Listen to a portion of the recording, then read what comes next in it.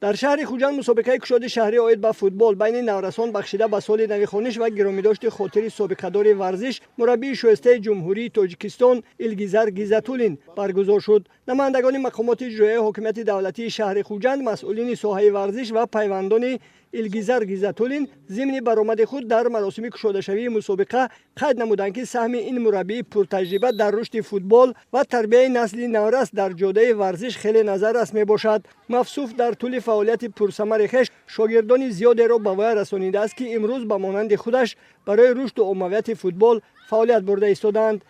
شاگردان اولش بازیگران دسته لرناباد بود. همونجا دو سه تاش بازی میکرد. شاگردان اینها بسیار بازیگرای بهترینی وقتش به ریسپوبلیکا شده بودند. ما این فوتبالیستای دیده حواس ما آمده به این نمودی فوتبال مشق میکردیم.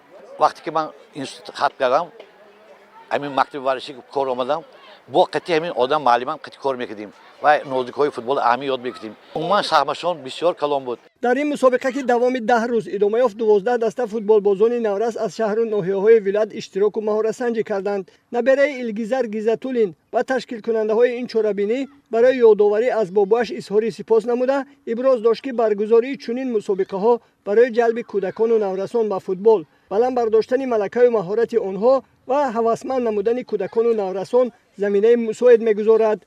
Я являюсь внуком Илья Галибовича. Очень рад, что на данный момент проводятся такие соревнования, такие турниры в честь него. Большое спасибо организаторам и командам, которые приняли участие на этом турнире. Ведь на данный момент вы продолжаете давать память о моем дедушке. Многие дети это видят. И большое спасибо, что вы даете им возможность играть в футбол. В свое время мой дедушка жил футболом.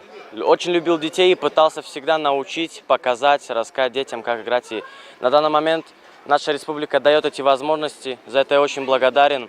در مسابقه دسته های کروتانی و صدف مکتب ورزشی رقم 1 شهر خوجند صاحب جای یکم و دوم و دسته استرافشن شهر استرافشن صاحب مقام سوم گردیدند.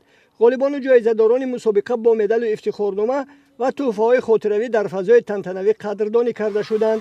مسئولین فدراسیون فوتبال شهر خوجند ابراز داشتند که مسابقه مذکور من بعد هر سال چون عنعنه گذرانیده خواهد شد.